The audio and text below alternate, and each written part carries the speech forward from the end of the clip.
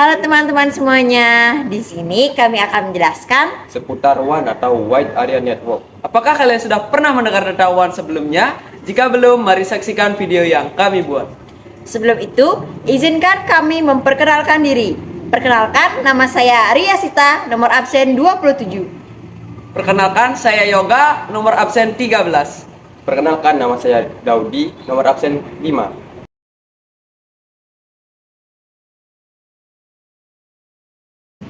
Halo, saya Yoga. Di sini saya akan memaparkan pengertian tentang WAN. WAN atau Wide Area Network adalah kumpulan komputer dan sumber daya jaringan yang saling terhubung satu sama lain. WAN biasanya terhubung sangat baik menggunakan jaringan internet. Perbedaan WAN, LAN, dan MAN ada di jarak mereka masing-masing.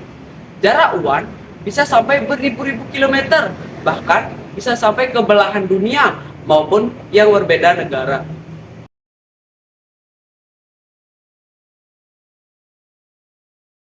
Kelebihan WAN yang pertama, dapat berbagi data atau file dalam area yang luas. Yang kedua, semua yang berada dalam jaringan ini dapat menggunakan data yang sama. Yang ketiga, dapat berbagi resource menggunakan koneksi workstation.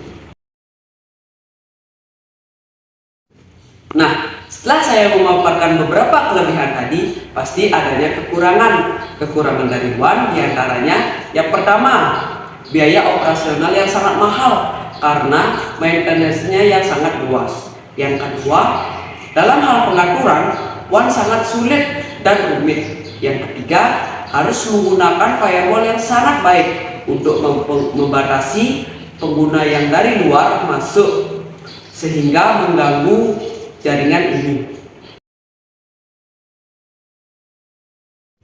Karakteristik WAN ada 3. Yang pertama, WAN biasanya menghubungkan perangkat yang dipisahkan oleh wilayah geografis yang luas.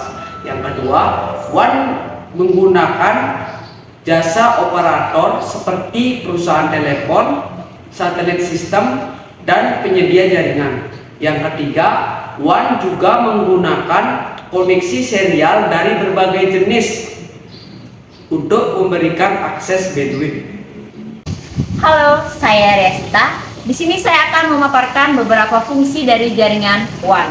Yang pertama, mengintegrasikan dan menggabungkan jaringan LAN dan MAN menjadi satu. Ketika sebuah kantor mempunyai cabang, akan mempermudah untuk terhubung satu sama lain. Yang kedua, mempermudah dan mempercepat arus informasi dan komunikasi antar kantor contohnya. Yang ketiga, meningkatkan efisiensi arus perpindahan informasi. Ketika sebuah kantor memiliki banyak sekali cabang, akan bermudah untuk kita kantor pusat dalam menyebarkan data-data ke kantor cabang.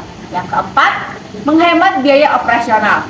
Ketika sebuah kantor di Jawa Barat harus menerima informasi atau memperoleh data di kantor Kalimantan, otomatis memerlukan biaya transportasi.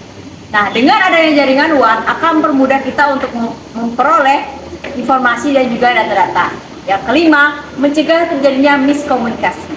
Yang keenam, meningkatkan atau mendukung operasionalitas dari sebuah perusahaan multinasional dan nasional.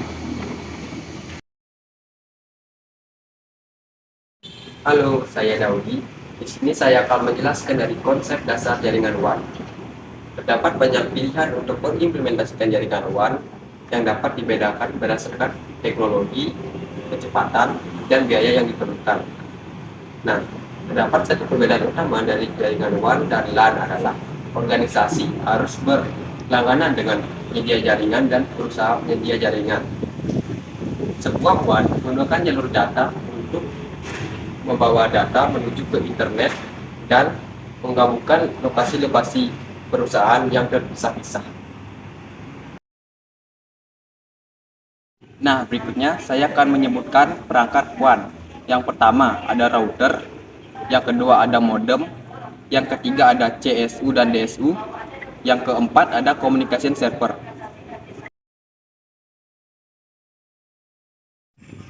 WAN menggunakan oscillator yang hanya berfokus pada layer 1 dan layer 2. Standar WAN pada umumnya menggambarkan baik metode pengiriman layer 1 dan kebutuhan layer 2, termasuk halaman fisik, aliran data, dan enkapsulasi.